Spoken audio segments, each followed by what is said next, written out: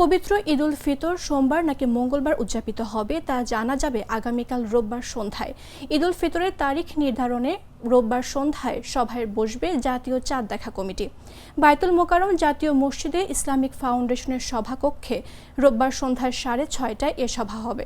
সভায় সভাপতিত্ব করবেন জাতীয় চাঁদ দেখা কমিটির সভাপতি ও ধর্ম বিষয়ক উপদেষ্টা আফম খালিদ হোসেন।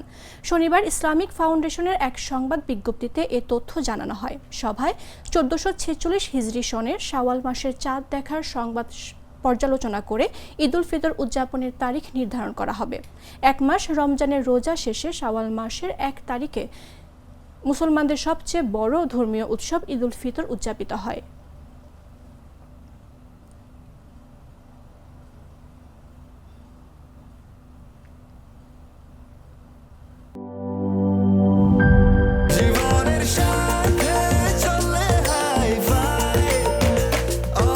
স্বাস্থ্যকর অল টাইম, সব সময় অল টাইম হেলদি লাইফ।